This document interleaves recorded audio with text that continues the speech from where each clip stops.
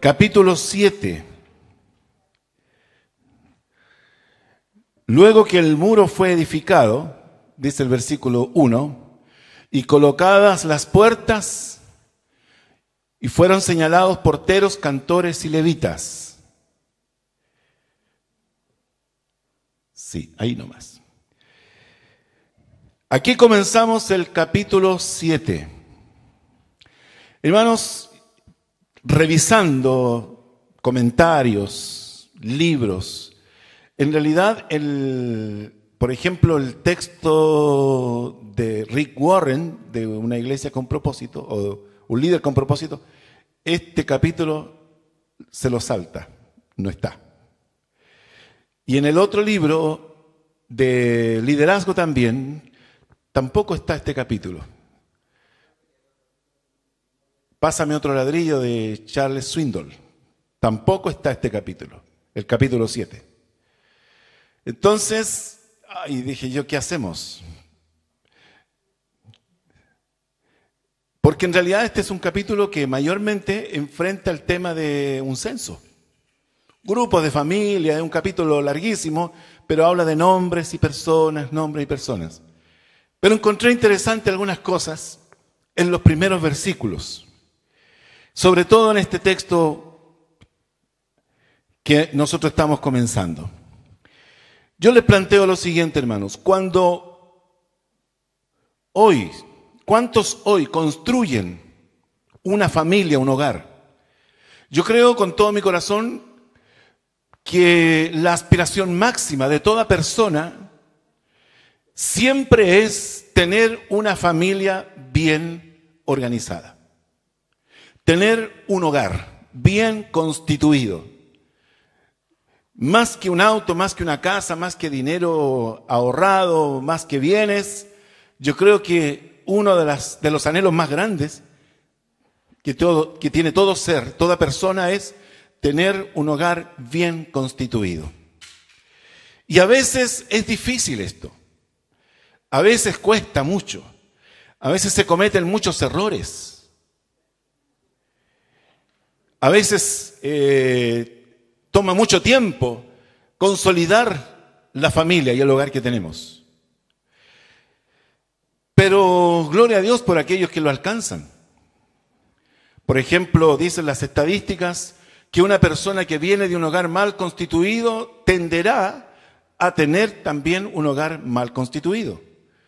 Hijos de padres separados ya vienen con eso, ese trauma y ese ejemplo. Dos cosas, la parte emocional y la parte pedagógica. Ya han aprendido ese sistema de vida. Por lo tanto, cuando se casan, es muy alta la probabilidad de que también ellos lleguen a separarse, porque ya lo asumen como algo normal. Entonces, ¿quién puede romper ese paradigma? Solamente Dios, solamente un encuentro con Dios y solamente los principios que están en la palabra de Dios. Mi esposa viene de un hogar bien constituido, mi suegro todavía bien, mi suegra todavía está vigente, mi suegro igual, pero yo no. Yo vengo de hijo de madre viuda, por lo tanto, mi figura paterna desapareció cuando yo tenía 12 años. Y mis hermanos menores, mayor razón. Entonces, ¿qué ocurrió? Dios tuvo que tomarme y enseñarme para que yo asuma una actitud de consolidar bien mi familia y de cuidarme yo para no replicar el modelo. Mi papá murió alcoholizado, por tanto genéticamente a lo mejor yo tengo la tendencia, si no fuera por el Señor, yo tal vez sería un hombre alcohólico. Mi abuela también fue alcohólico. Entonces yo genéticamente, en lo natural, tendría esta tendencia, pero Dios me recogió, por lo tanto yo no tengo eso, no lo tengo, y gracias a Dios por eso. Entonces, hermanos, nosotros cuando logramos alcanzar esas metas, lo mejor que podemos hacer es cuidar eso, es cuidarlo. Y eso nos lleva a examinar este capítulo 7, porque Nehemías hizo exactamente eso, cuidar lo que había logrado. Y el tema de hoy es cómo podemos cuidar lo que Dios nos da. ¿Cómo podemos cuidarlo? ¿Cuánto trabajo o proceso difícil merece, todo trabajo o proceso difícil merece tomar los resguardos para conservarlo? Para conservarlo. Hay una palabra, la Biblia dice, el que haya esposa haya el bien y alcanza la benevolencia de Jehová. Sí, sí, qué bueno haber salido ese amén a David porque estaba embelesada mirando cómo su esposa compartía el devocional. Qué bueno. Porque todo trabajo o proceso difícil merece tomar los resguardos. Todo logro obtenido con un gran esfuerzo, todo logro obtenido con un gran esfuerzo, también merece un gran esfuerzo para no perderlo. ¿Es así o no es así? Todo lo que nos ha costado mucho, también debemos poner la misma intensidad del esfuerzo para conservarlo. Para conservarlo. No debemos descuidar lo que Dios nos da. Debemos mantener la actitud de esfuerzo para retener la bendición, no perderla. En este capítulo Nehemías nos muestra su estrategia para conservar lo que se había obtenido y para proyectar. Conservar y proyectar. Cuando hablamos de conservar estamos hablando de retener. Pero eso no significa que es el objetivo principal, sino que Nehemías está también pensando en el desarrollo de esa nación.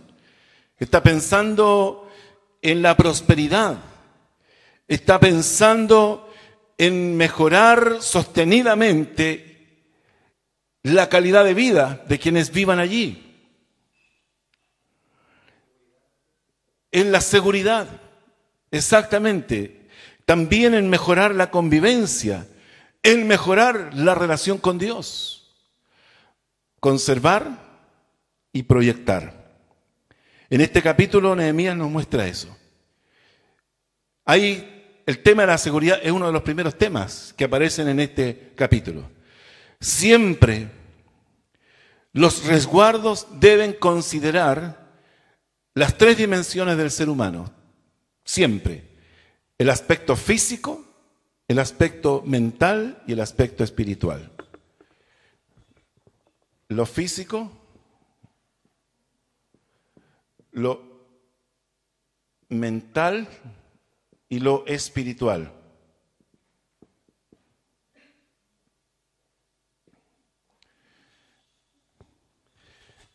Aquí se necesita claridad, se necesita un correcto equilibrio en estas prioridades. Si yo me enfoco solo en lo físico, probablemente alcance logros económicos. Pero ¿de qué me serviría si con eso pierdo la unidad de la familia? ¿De qué me serviría si con eso arriesgo mi matrimonio? ¿De qué me serviría si con eso las relaciones entre los miembros de la familia se ven afectadas porque el énfasis estuvo aquí? Ahora, ¿de qué serviría si yo descuido este aspecto? Cuando hablo de la vida espiritual estoy hablando de la relación con Dios, pero también estoy hablando del ser humano como espiritual, donde en lo espiritual también están los valores y los ideales más nobles que toda persona tiene.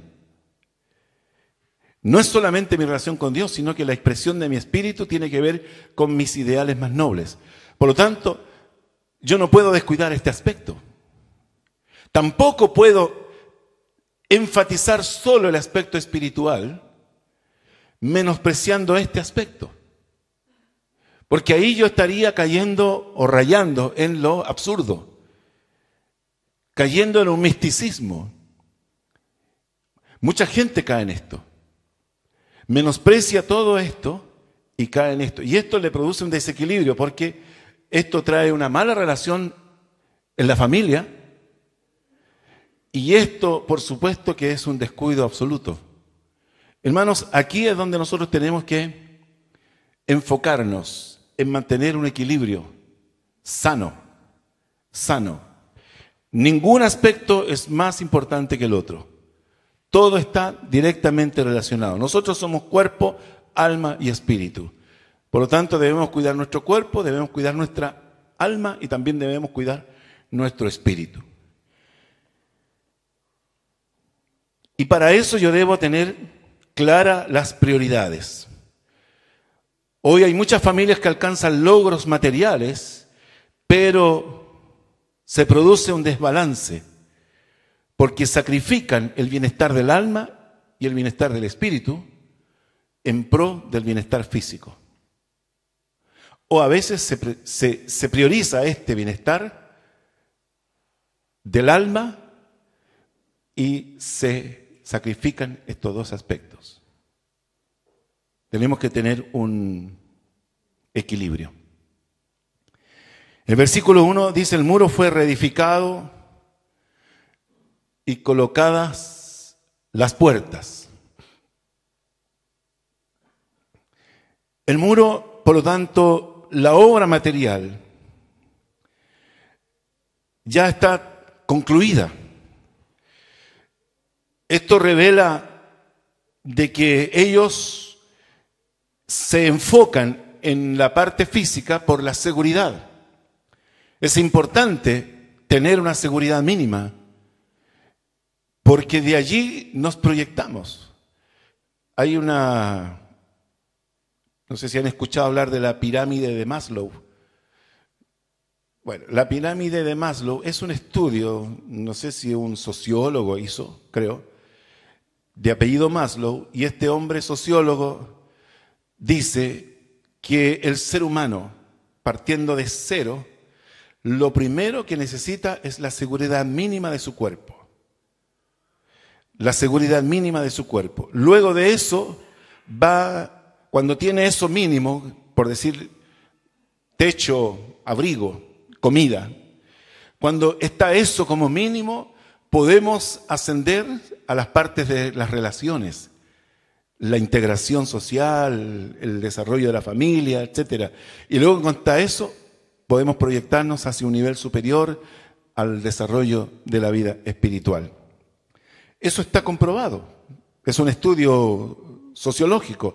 Así funciona el ser humano.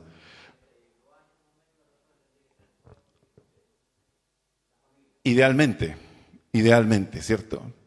Entonces, Nehemías dijo, para tener un pleno desarrollo espiritual y tener una tranquilidad psicológica, hemos por lo menos asegurado la seguridad física. Se terminó el muro y se pusieron las puertas. La amenaza de la invasión, la amenaza del saqueo, la amenaza del robo, todo eso se terminó porque Nehemías logró amurallar nuevamente la ciudad. Eso ya se había terminado. Y dígame si no es así, que nada nos hace dormir tranquilo cuando nos sentimos seguros. No sé si a usted le pasa. Ahora cuando uno viaja, ¿cierto? Hay algunos que le pasa, les gusta acampar, ¿cierto? Y uno a lo mejor tiene una actitud distinta, pero yo sé que a veces las mujeres o los niños tienen sus aprensiones. Habrá una araña, qué sé yo, habrá un alacrán, ¿cierto? Pero qué importante es dormir tranquilos. Luego de eso fueron señalados porteros y cantores y levitas. Porteros, cantores y levitas. Entonces aquí vemos que se nombran primero porteros. Vemos el primer paso que da Nehemías para asegurar lo que había alcanzado. Estos porteros tenían funciones. Tenían que cumplir, por ejemplo, horarios. ¿A qué hora se cierran las puertas? ¿A qué hora se abren las puertas? También los porteros tenían que ver quién entra y quién sale. También los porteros tenían que ver con lo que se ingresa y con lo que se saca. ¿Cierto? Porque la ciudad tenía al menos 11 puertas, de acuerdo a Nehemías capítulo 3, que lo vimos. Entonces, imagínense, él necesita tener porteros establecidos para cada una de esas puertas. Había una introducción de este tema donde hablaba del Watergate. ¿Se acuerdan de Watergate? Este capítulo triste de la historia de los Estados Unidos, donde hay una denuncia de corrupción, de escuchas y cosas así del presidente Nixon. Bueno, el asunto comenzó también en Watergate, dice Nehemías, de acuerdo a este libro, porque es en la puerta de las aguas. Watergate significa eso. Y él establece estos porteros para controlar los horarios de las puertas, para controlar el ingreso y egreso de personas, el ingreso y egreso de mercaderías o de materiales o lo que sea. Pregunta: si Dios me ha dado una familia, si Dios me ha dado hijos, ¿tengo yo la actitud de ver, de establecer, por ejemplo, horarios para que las puertas de mi hogar se abran y para que las puertas de mi hogar se cierren? Las puertas no pueden estar permanentemente abiertas. Esto es seguridad mínima, seguridad física. Además de las puertas, usted sabe, las puertas, yo no sé si usted tiene la rutina, pero yo por lo menos no me puedo acostar si primero no tomo mis llaves y pongo llave afuera, la reja, y pongo llave en la puerta de la casa, y me aseguro que la otra puerta también esté cerrada, que el portón tenga candado y todo eso. Y cuando eso ya está hecho, yo me acuesto tranquilo. Pero yo cuando no estoy, me he dado cuenta de que mi familia no tiene esa misma autodisciplina. Y yo digo, uy, se durmieron con la puerta abierta o con la puerta sin llave. Me preocupa eso. Yo tengo que hacerlo y trato de inculcarle eso. Distintas medidas, pero hoy día también, hermanos, hay puertas de influencia que entran a nuestro hogar. El Internet, por ejemplo. El Internet es una puerta de acceso. La televisión es una puerta de acceso que entra a su casa. Y eso trae información. Trae más que información, trae valores y antivalores, etcétera. Entonces hay muchos padres que tienen la actitud de decir, ya, yo le pongo candado a la puerta de mi casa, pero a mi hijo no le tengo ningún control sobre lo que él ve en la televisión o sobre lo que él ve por el Internet. Ese es el tema. Yo tengo que, además de cerrar la puerta a la seguridad física, también tengo que cerrar las puertas hacia la protección de mi hijo en la parte psicológica y en la parte espiritual. ¿De qué serviría entonces? Hermanos, hoy día, gracias a Dios que se han elaborado leyes porque, por ejemplo,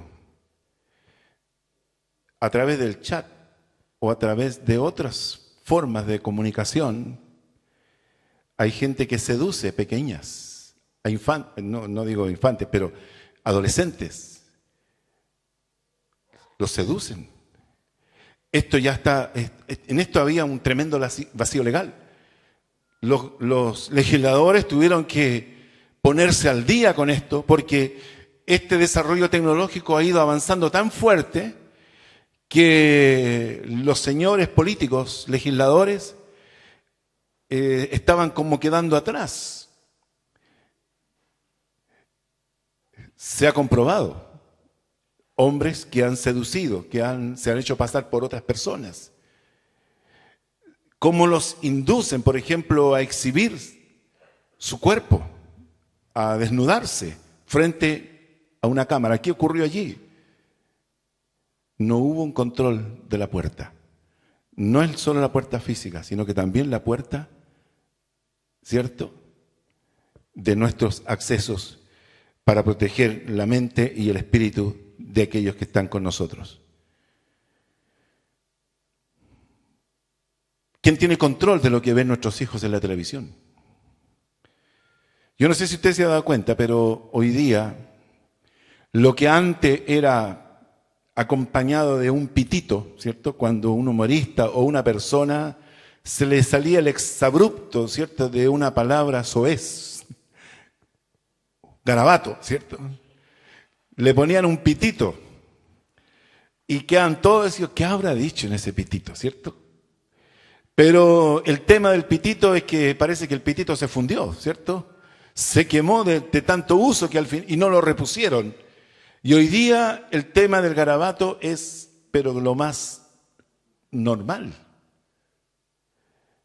Es decir, cómo lo que debería ser, por ejemplo, la televisión, lo que debería ser lo mejor en nuestra cultura, lo que preserva nuestro lenguaje, el idioma, cómo los modismos y cómo las palabras groseras van tomando espacio en la forma de comunicarnos. Qué terrible. Y eso es gracias a. Entonces, por eso, hermanos, que nosotros debemos enfatizar este tema de la puerta. De la puerta en todos sus ámbitos. Da pena ver cómo se ha ido deteriorando nuestro idioma.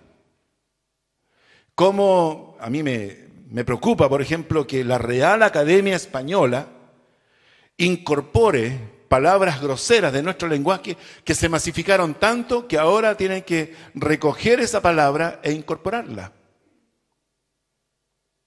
Ponerla allí como una palabra que comienza como modismo chileno.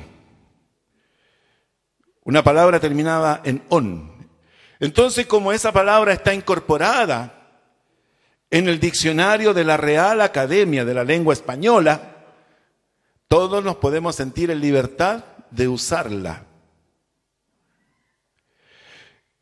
Y no sé si usted se ha dado cuenta, ahora cuando una persona se resiste a usar esa terminología, se le rechaza, se le ataca, hasta se le discrimina. No sé dónde va a parar esto, realmente no lo sé. Pero sí, yo creo que la iglesia debe tener porteros en sus hogares. Hombres, padres y madres que custodien qué accesos tienen sus hijos. ¿Cuáles son las puertas que están abiertas? ¿En qué horarios están abiertas esas puertas? Hoy día existe control parental, por ejemplo, de los canales porque hoy día la televisión abierta ya casi nadie tiene. Entonces, hoy día todos acceden a cables y otros sistemas, donde allí hay una amplia cantidad de canales y viene de todo. Viene de todo.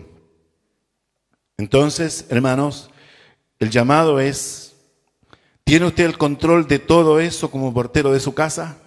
¿Tiene usted el control o no lo tiene? Si no lo tiene, recupérelo. Hágalo. Más que la rutina de echar llave, ¿cierto?, en la noche, fíjese qué pasa con lo que se ve, qué pasa con lo que se comunican a través de Internet o de otros medios. Es importante entender, hermano, bajo este concepto, que Jerusalén Yo pensaba en esto. Jerusalén, la ciudad amurallada, se ve también como la ciudad santa. Se ve también como la ciudad de la morada de Dios. Se ve también como a Jerusalén como templo de Dios. Por lo tanto, no es solamente el templo, el lugar, el espacio sagrado de ceremonia, sino que se ve que todo lo que está amurallado por Nehemías es la ciudad completa. Cantores y levitas, la ciudad toda era considerada como casa de Dios. Entonces, el primer principio es supervisión. El portero miraba quién entraba, quién salía. El portero miraba qué traían, qué sacaban. El portero controlaba qué horarios se cerraban las puertas, qué horarios se abrían las puertas. Supervisión. Lo primero entonces para conservar, hermanos, su familia, lo que Dios le ha dado es ejercer supervisión. Y aquí, por favor, no quiero que usted equivoque el tema, enfatizando tal vez el tema religioso. No es eso. No estoy poniendo lo religioso, tampoco estoy diciendo que usted tiene que ser una persona de la época pasada, sino que más bien usted tenga un criterio de dialogar, de argumentar el por qué usted ejerce este tipo de control. Pero básicamente porque es usted el responsable de lo que sucede en su hogar, de lo que pasa en su hogar, de lo que entra a su hogar. Nunca olvidando, ¿cierto?, estos tres aspectos. Lo segundo es delegación.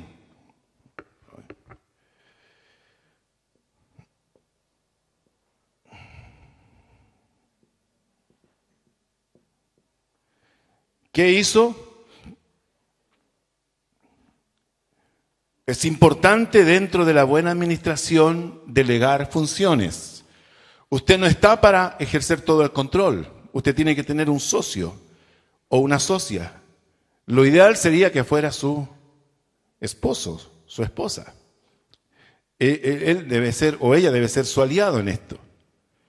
Nehemías sabe que él no puede estar las 24 horas de portero. Nehemías sabe eso. Por lo tanto, él tiene que tomar una decisión. Y el versículo 2 dice: mandé a mi hermano. Esa palabra mandar significa establecer, poner a cargo. Entonces, Nehemías tiene que haber pensado en este tema. ¿De qué manera yo resguardo la ciudad? ¿De qué manera yo resguardo mi casa? Yo no puedo ser el único carabinero, ¿cierto?, de la familia. No se puede. Hay a veces niños que cuentan, ¿cierto?, que la abuelita era, ¿cierto?, la que marcaba esto. O es el papá, ¿cierto? Cuando no está el papá, chipe libre. Llegó el papá, se acabó el recreo. No puede ser eso. ¿Cuántos vivimos situaciones como esa? Entonces, Nehemías dice: mandé a mi hermano Hanani y a Ananías, jefe de la fortaleza de Jerusalén. Es importante dentro de la buena administración delegar funciones. Para eso, en todo orden de cosas, en todo lo que usted quiera delegar, siempre debe considerar la capacitación. Usted debe capacitar. Si usted va a delegar funciones dentro de su hogar, usted debe capacitar, instruir, debe dar razones del por qué se va a hacer esto. Las órdenes, este verticalismo, no funciona hoy día. No funciona. En ninguna institución funciona. Tal vez funcione por ahí en alguna secta o pseudo iglesias, donde la autoridad del líder, ¿cierto?, es incuestionable, pero hoy día la mayoría de las instituciones necesitan transmitir, argumentar, convencer. Por lo tanto, si yo voy a delegar, necesito capacitar. Debo dar instrucciones claras. Debo permitir que esa persona vaya incorporando esta capacitación, esta preparación. No puedo yo delegar en alguien que no ha sido capacitado. No puedo yo esperar que la cosa funcione como si yo estuviera, porque en el fondo eso es.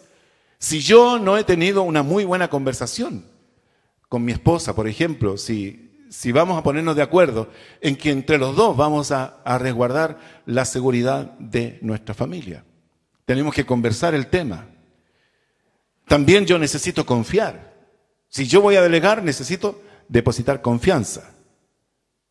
Es importante en eso. Hay muchos padres que se apoyan, por ejemplo, en los hijos mayores o en el hijo que sea como más aterrizado, más maduro. Pero yo necesito confiar. La delegación también implica confianza. Y también yo necesito conocer bien la persona. ¿Nehemías conocía a su hermano? Lo conocía. Nehemías sabía quién era su hermano. Necesitábamos conocer, ¿cierto? También necesitamos conocer el trabajo que se asigna.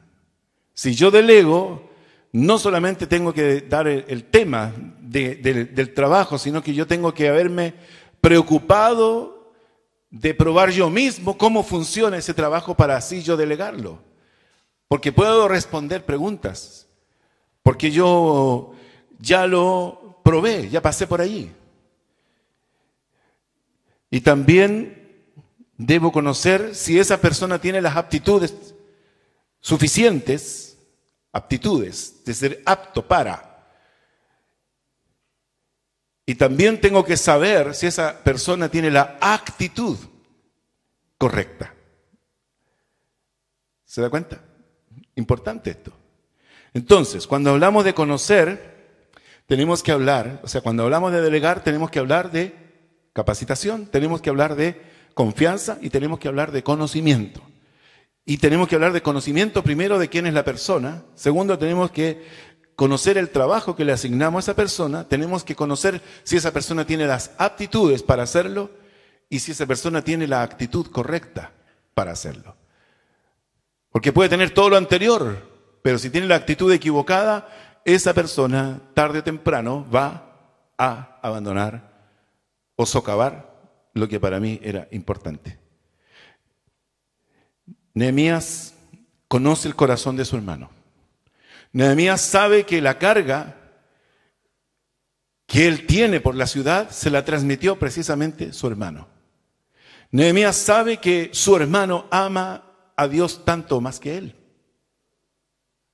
Nehemías sabe que su hermano es un hombre leal. Nehemías sabe que su hermano tiene la actitud correcta.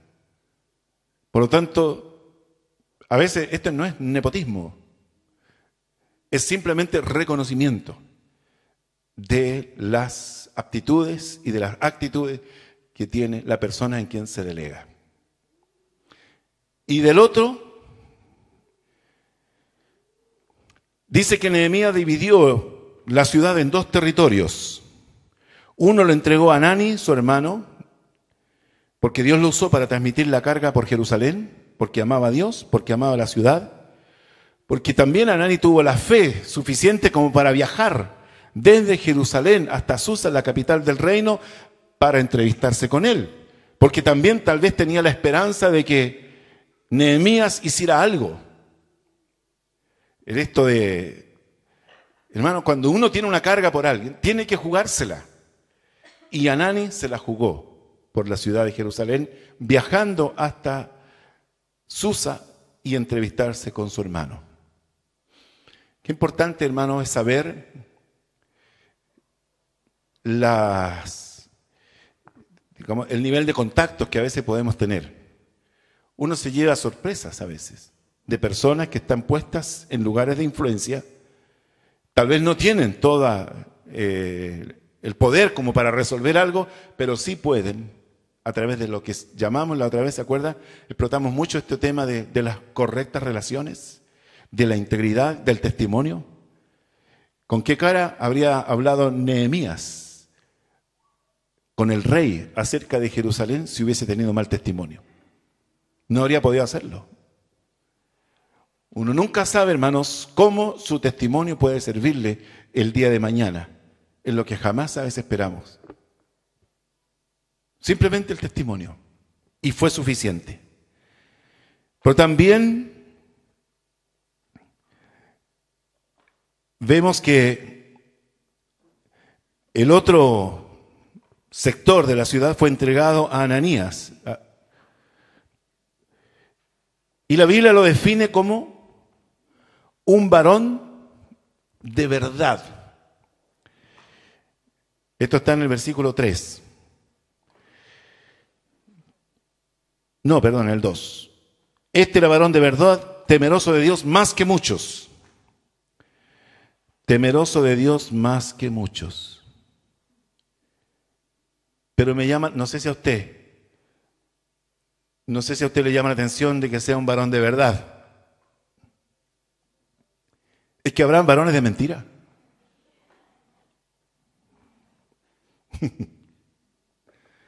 ¿A qué se referirá? Por ahí buscando encontré algunas cosas importantes. Varón de verdad dice una persona transparente. Es una persona que no tiene nada oculto. Hermanos, cuando se habla de verdad, estamos hablando de ser una persona que no tiene una doble vida. Yo pensaba en esto, hermanos, cuando Dios nos une en matrimonio, por ejemplo. Yo literalmente, no tengo derecho a privacidad con mi esposa. No puedo decirle a mi esposa, usted hasta aquí no me llega porque esto es privado mío.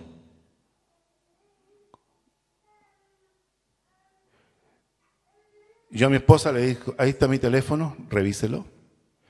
Ahí está mi computador, revíselo. Ahí está la cartola, qué sé yo, del banco, de la FP y todo eso. Ahí está todo. Porque somos uno. No puedo yo tener un límite hacia mi esposa. No puedo. Definitivamente no. No sé si estaré pecando para algunos. Pero, hermano, es que uno tiene que transparentar su vida. Mire, yo he conocido mujeres que dicen, yo no sé cuánto él gana. Porque él la acostumbró al sistemita de yo le doy la platita para cuánto le sale el supermercado, cuánto salen las cuentas, cuánto salen los gastos escolares, etcétera, etcétera. Ya, sume todo eso, ya, ahí está la plata. Lo demás no se meta en esto. Yo encuentro que ese hombre no tiene derecho a hacer eso. Porque es una sociedad. Ya no serán más dos, sino uno. ¿Cómo yo le puedo ocultar a mi mano izquierda lo que hace mi mano derecha? Usted sabe que en la India usan las manos para usos viles y usos serviles, honrosos. Pero sin embargo las dos manos están ahí presentes. Yo no puedo hacer eso. No sé si usted estará de acuerdo conmigo o no. Pero yo tengo que transparentar mi vida. Y el mínimo es con mi esposa. No puedo yo decirle, ¿sabe qué? Yo tengo este secreto. No te metas en esta parte porque esto es mi metro cuadrado. Con eso le estoy diciendo a ella, tú también puedes tener tu metro cuadrado. Claro, tú también puedes tener tu vida privada. Hermanos, tengamos cuidado porque el enemigo se mete.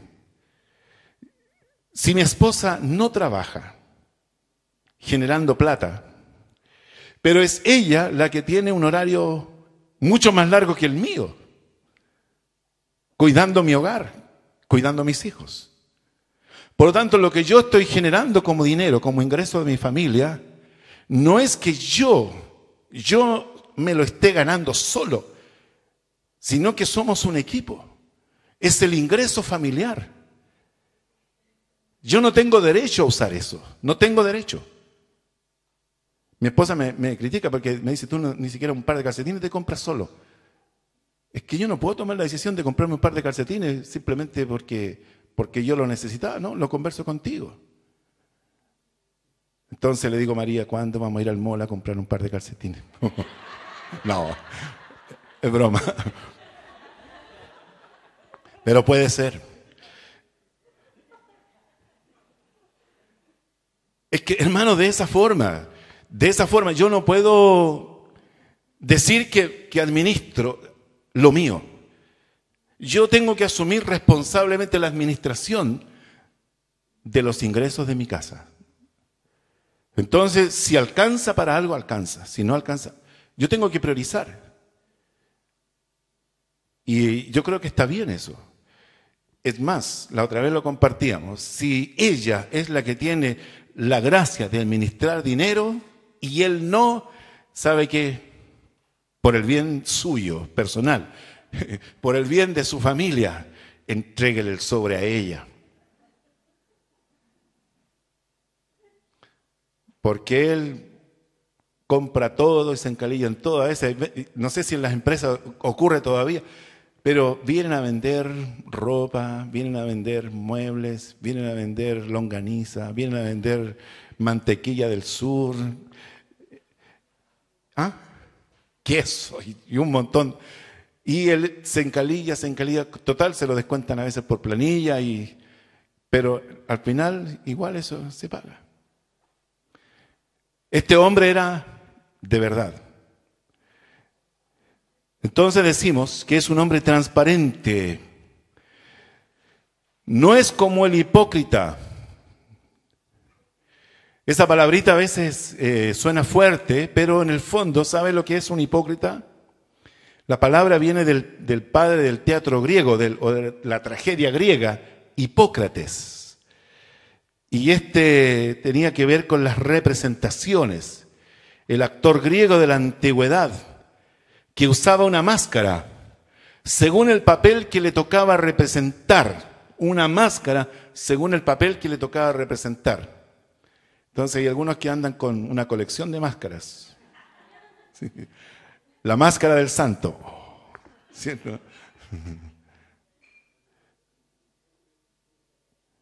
Dios no quiere eso de nosotros.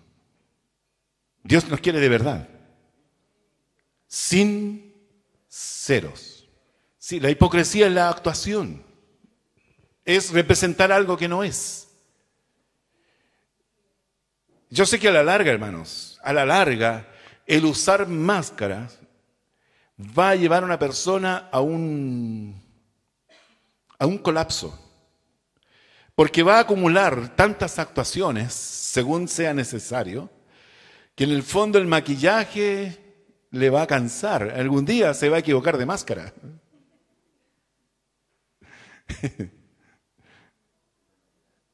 Dios nos ayude. Entonces, aquí hay una lista que dice cómo es el hombre de verdad. Es una persona fiel que cumple los propósitos de Dios. Fiel a los propósitos de Dios. Vive para cumplir su propósito. Mire, pensando en esto del propósito, a veces nuestra vida no es para llegar al objetivo final de nuestro propósito. A veces somos eslabones en el propósito de Dios. Pero por fe debemos entender que debemos asumir de todo corazón nuestro propósito, porque algún día lo entenderemos. Yo pensaba en Zaqueo. ¿Se acuerda usted de Zaqueo, un hombre bajito, que escuchó que venía el Señor por allí? Y él desesperadamente necesitaba verlo. pero todas las casas habían arrendado ya los balcones por donde iba a pasar el Señor, así que no lo podían ver. Y corría con la multitud por si se producía un espacio para él meterse y poder verlo. Pero vio que no tenía ninguna posibilidad. Entonces se adelanta, corre más rápido, porque ve un árbol sicómoro.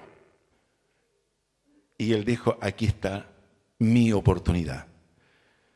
Y Zaqueo se encarama al árbol y tenía la mejor vista para ver al Señor en toda su persona, ¿cierto? Desde la cabeza a los pies, él podía verlo completamente. Nada empañaría su visión de ver al Señor completamente con sus propios ojos. Fue tremenda la conversión de Zaqueo, porque el Señor cuando va pasando se detiene y lo ve. Y le dijo, Zaqueo, bájate, porque hoy día voy a ir a comer a tu casa. Oh, ¿cómo habrá sido para este hombre? Entonces, del propósito de Dios, yo quiero enfatizar no Zaqueo, sino que el árbol. ¿Cuándo llegó ese árbol allí? Muchos años antes. Y tal vez las cabras monteses estuvieron a punto de comérselo y no se lo comieron. Tal vez los niños estuvieron a punto de quebrarlo y no lo quebraron. Tal vez estuvo a punto de secarse, pero sin embargo creció hasta que esperó que el Señor pasara por allí, frente a él, y él sostener con sus ramas a un hombre pequeño que necesitaba urgentemente conocerlo. Tanto Zaqueo como el árbol quedaron registrados en el Evangelio.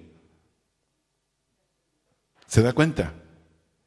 A veces, hermanos, vivir el propósito de Dios no significa que llegaremos al estrellato en el salón de los grandes héroes de la fe. Pero sí significa que vivimos nuestro propósito y al final, cuando estemos cara a cara con el Señor, entenderemos que tal vez nuestra vida aquí fue pasiva, fue tranquila, fue quitada del escenario de la farandulandia evangélica, por ejemplo, que existe. Sin embargo, viví mi propósito. Fui el soporte para que otros se encaramaran en mí y puedan verlo a Él.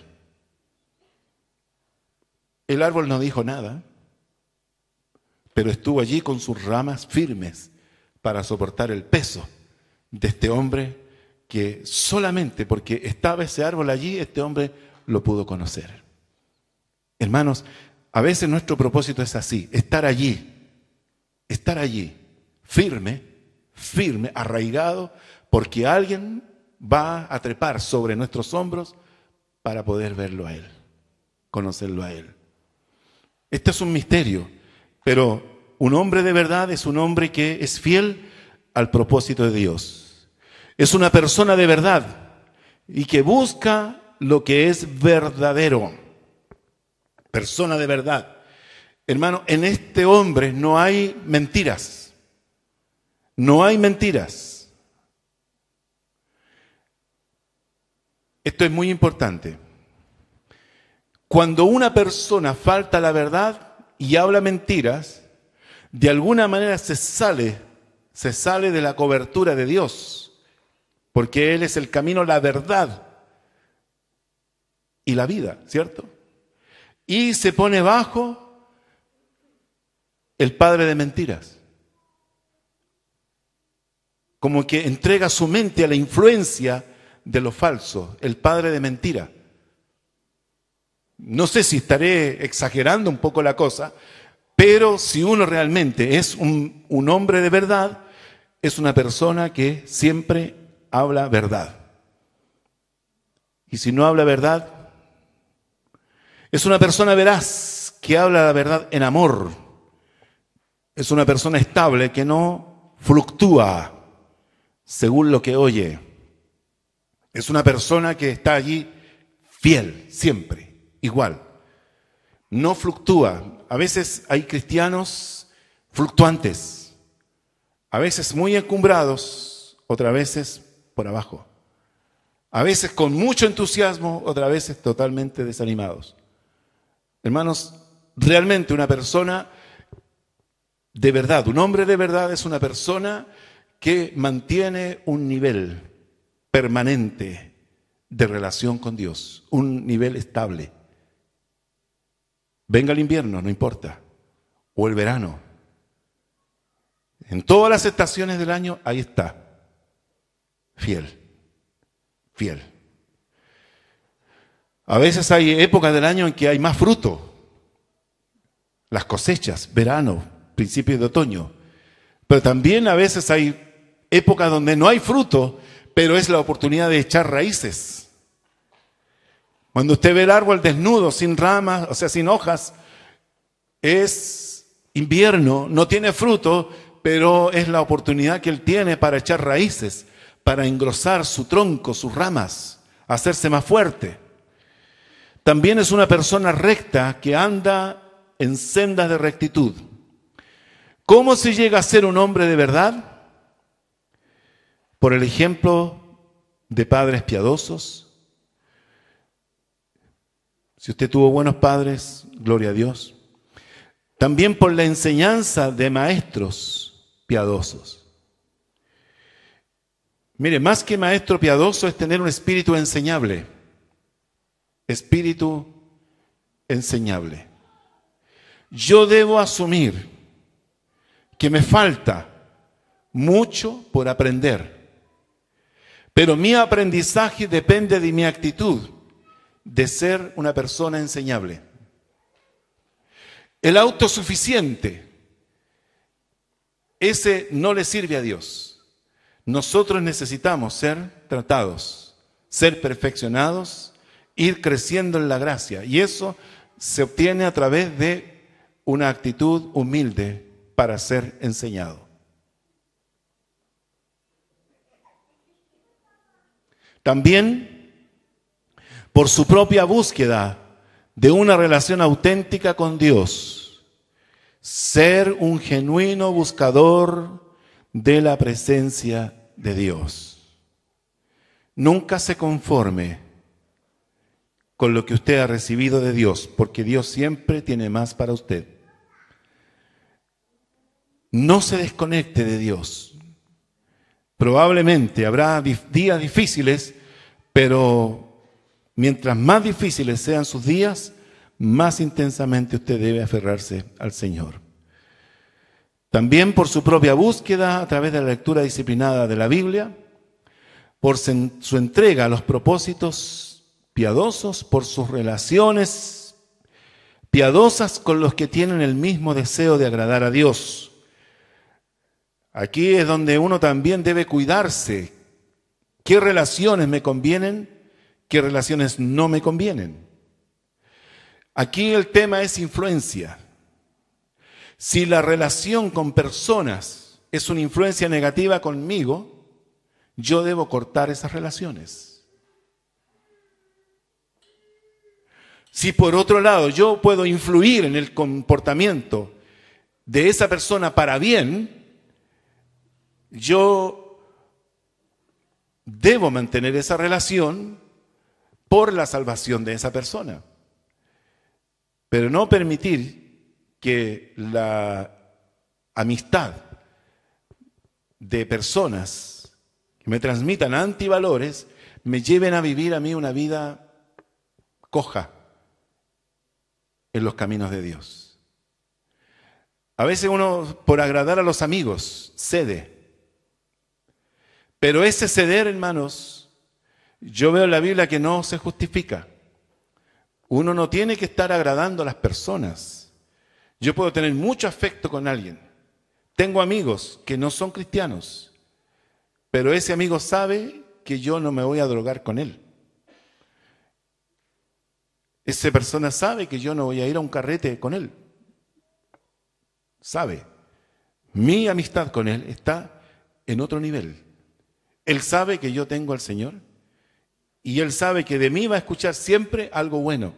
Nunca yo voy a ceder a que Él me lleve por eso.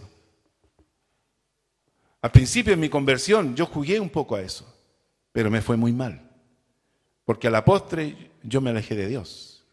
Estoy hablando cuando tenía 20 años. Me di cuenta de que eso no era un aporte para mí y que esos amigos no eran verdaderos amigos. Porque cuando yo les hablé de mi conversión verdadera, yo dejé de ser interesante para ellos. ¿Verdad? Yo dejé de ser atractivo, dejé de ser el amigo que iba a todas. Entonces yo dije, no, este no es un verdadero amigo. Él puede contar conmigo, pero yo no puedo ceder a lo que Él quiera de mí.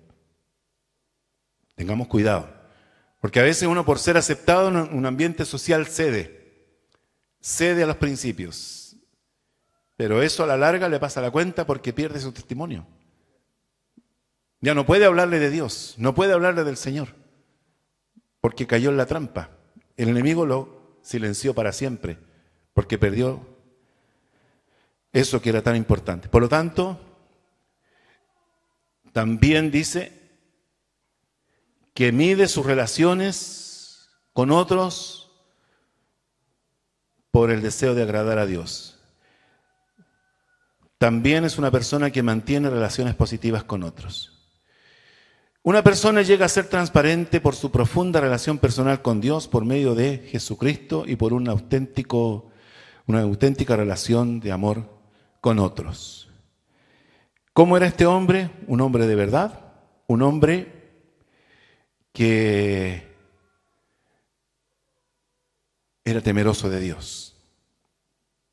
El temor de Dios lo acompañaba a todas partes y más que muchos. Versículo 3 dice: y les dije, no se abran las puertas de Jerusalén hasta que caliente el sol, y aunque haya gente allí, cerrad las puertas y atrancadlas. Aquí Nehemías está tomando una medida preventiva contra las amenazas de intrusos que aprovechan las tinieblas.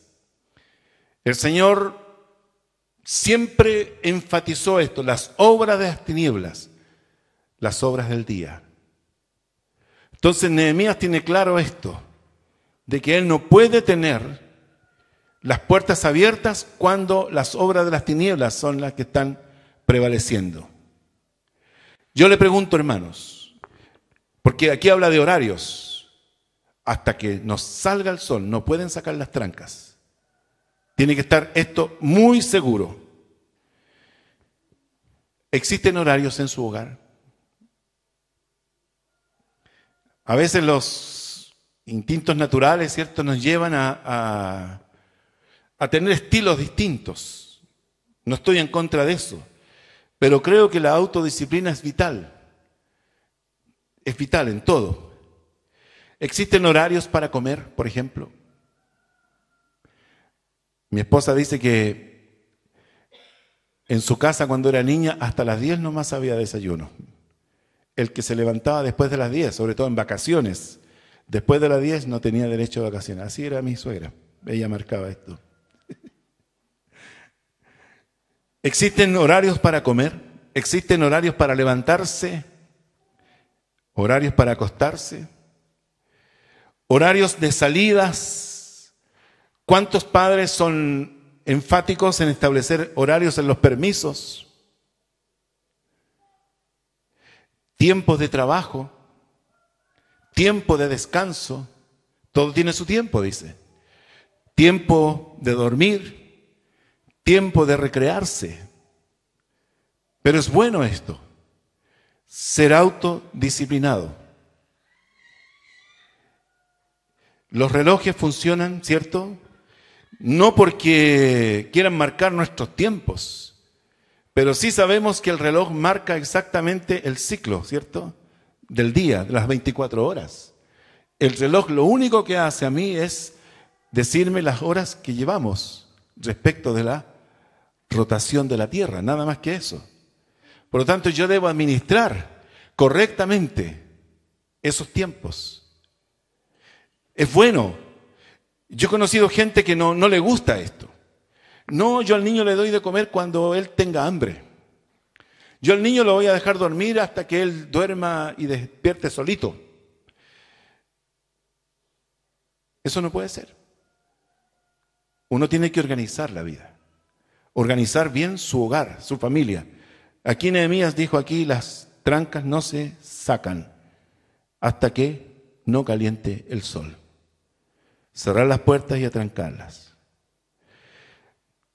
También tomar medidas de seguridad.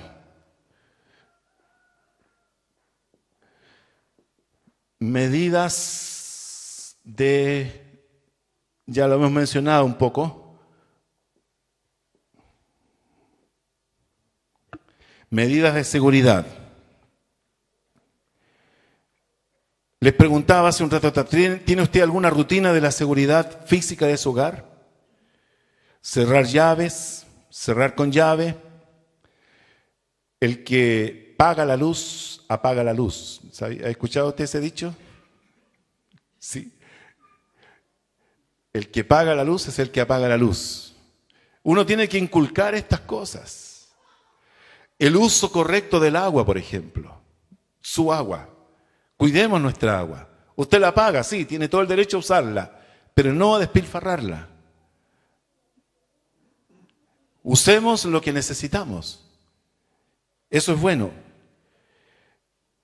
Cerrar puertas, cerrar ventanas, guardar las cosas. ¿Existen esas rutinas? Veo que ya se nos está terminando el tiempo.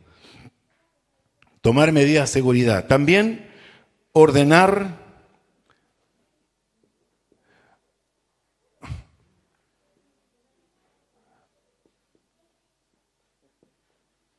asignar trabajos. Con este vamos a concluir. Dice, organicé por turnos. Dice, señalé guardas de los moradores de Jerusalén, cada cual en su turno. Cada cual en su turno, cada uno delante de su casa. Organizó turnos, organizó funciones, delegó responsabilidades. Para eso fue necesario establecer la dimensión del trabajo. Las puertas no tenían una distancia equitativa, sino que algunas están más distanciadas que otras. Entonces él se preocupa de que cada uno asuma la responsabilidad de resguardar esa puerta, cada uno cuidando las puertas asignadas. También, entonces, establecer la dimensión del trabajo, establecer personas que ejecuten el trabajo y establecer los tiempos para hacerlo. Piense usted, ¿de qué manera usted va a conservar lo que Dios le ha dado? ¿De qué manera? ¿Qué medidas usted va a tomar para proteger su hogar y su familia? Hermanos, yo he visto muchos padres llorar porque llega un punto en que sus hijos, por ejemplo, no pueden controlarlos. Ya es tarde tal vez. Lloran porque sus hijos, en vez de acercarse a Dios y amar más a Dios, han esperado la oportunidad de tener un poco más de plumas, ¿cierto? Y poder volar un poquito lejos de la casa. Lo triste es que no solamente se van de la casa, sino que también se van de los caminos del Señor. Hermanos, tal vez ¿qué nos faltó?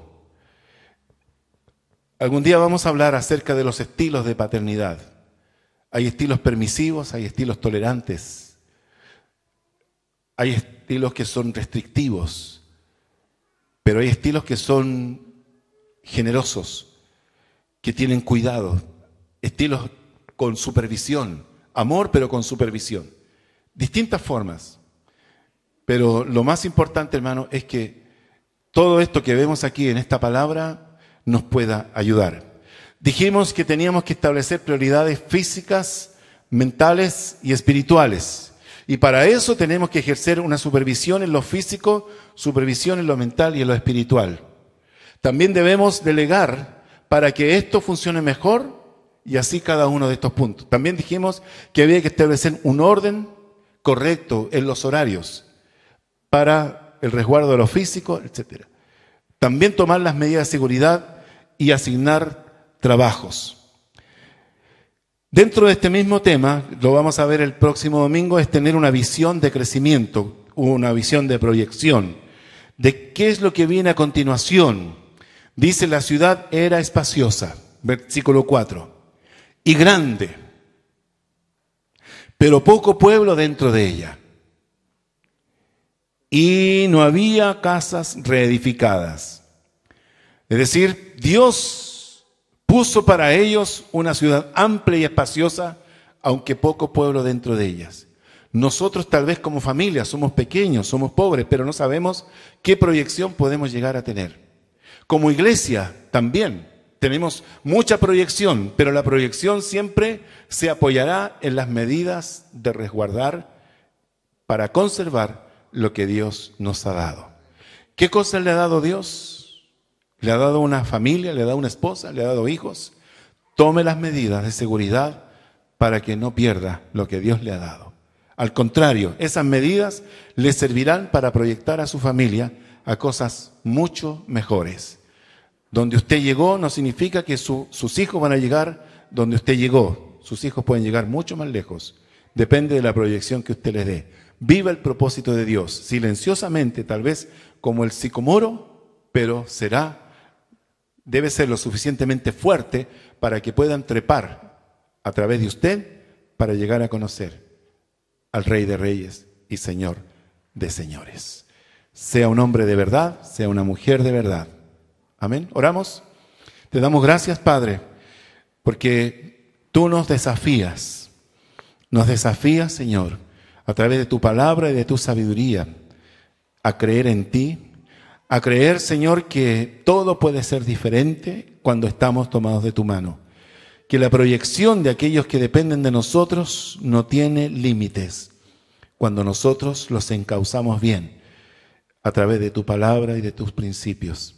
Yo te pido, Señor, que lo que hemos recibido hoy sea un recurso en nuestra forma de administrar nuestro hogar y nuestra familia.